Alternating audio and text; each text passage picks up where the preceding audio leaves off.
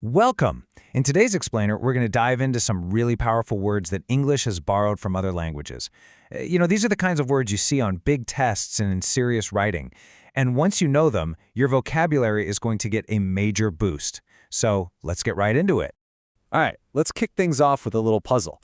What do ancient Rome, France, and Germany all share? I mean, they seem pretty different, right? But they actually have this surprising connection that's really important for anyone learning English. And the answer is language. That's right. Each of these cultures has given the English language some incredibly useful and powerful words. So our mission today is to master 6 of these global words so you can understand them inside and out and use them like a pro, especially when you're writing or taking a test. Okay, our first stop is ancient Rome. We're going to look at 2 phrases that come from Latin. Now, they're a great pair because one is all about making a change, and the other is about things staying exactly the same. Let's see how they work. Our first phrase is quid pro quo. Let's say that out loud. Quid pro quo.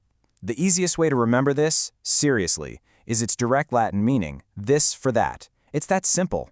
It just means you give something to get something back. It's an exchange, a trade. So how do you actually use it? Well, in a simple, everyday way, you might say to your roommate, hey, I'll wash the dishes, but it's a quid pro quo. You have to dry.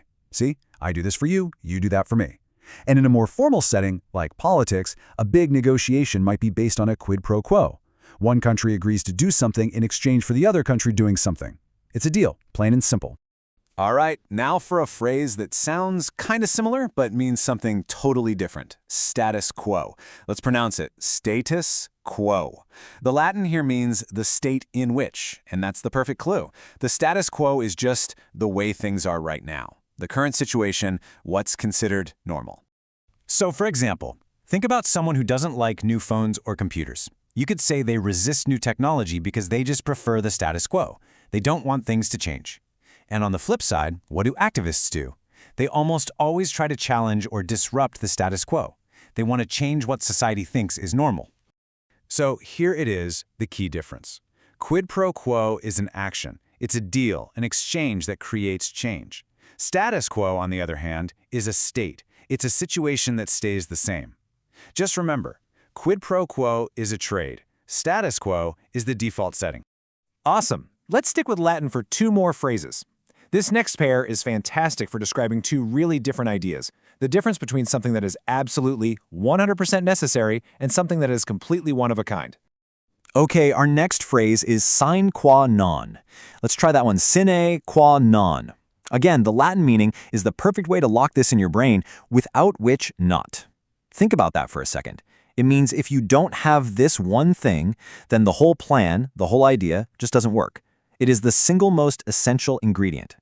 For instance, you could say that honesty is the sine qua non of a good friendship, right? Without honesty, you can't really have a friendship. Or, for a more academic example, a professor might say that critical thinking is the sine qua non of a true education. Without it, you're just memorizing facts. It's the one thing you absolutely must have. And its partner word is sui generis. Let's get the pronunciation right. Sui generis. The Latin here is super helpful and direct. It just means of its own kind. You use this word to describe something that is so unique, so special, that it doesn't fit into any existing category. It's in a class all by itself.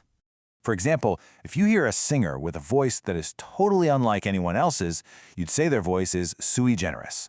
Or think about a painter, an artist who creates a style that nobody has ever seen before. Well, that style is sui generis. It means they're a true original.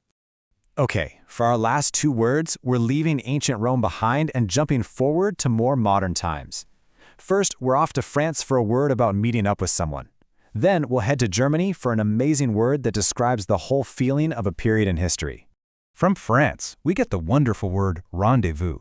The pronunciation is rendezvous. In French, it was like a command, present yourselves. In English, it has 2 closely related meanings. A rendezvous can be the pre-arranged meeting itself, or it can be the place where you're meeting.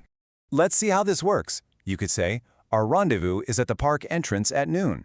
Here you're talking about the planned meeting. In a more formal example, the diplomats scheduled a secret rendezvous. Again, it's the meeting. But what's cool is you can also use it as a verb. Let's rendezvous at the park. It just sounds a little more stylish than let's meet, doesn't it? All right, for our final word, let's think about history for a second. How would you describe the general feeling, or, the vibe, of a decade like the 1960s? What ideas and images pop into your head when you think about that era? You're probably thinking about things like peace signs, rock and roll, new fashion, big social protests. All of those different things come together to create what we call the spirit of the age. And guess what?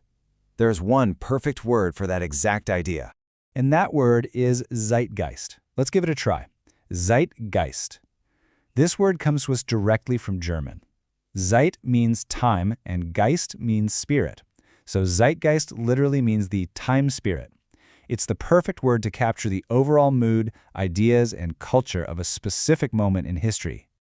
This is such a useful word. For example, you could say a movie perfectly captured the zeitgeist of the 1990s because it had all the right fashion, music, and slang from that time. Or on a more academic level, a historian might write a book analyzing the political and cultural zeitgeist of the Victorian era. It's the best word for describing the whole feeling of a time. Great job. We have just learned 6 incredibly powerful words. Now, to make sure they really stick in your memory, let's do a quick-fire review. Okay, let's run through them. From Latin, we got quid pro quo, which is an exchange, a this for that. We got status quo, the way things are now. Then sine qua non, the one thing that's absolutely essential. And sui generis, something totally unique. Then from French, we have rendezvous, a pre-planned meeting. And finally from German, Zeitgeist, the spirit of an age. Just take a second to look at this table. These 6 words give you a really precise and intelligent way to talk about some pretty big ideas. And that's our explainer for today. You now have 6 new, powerful, and very precise words in your vocabulary toolkit. So my final question is for you. Which one of these words are you going to try to use first? Go ahead, try writing a sentence with one of them today. Thanks for watching.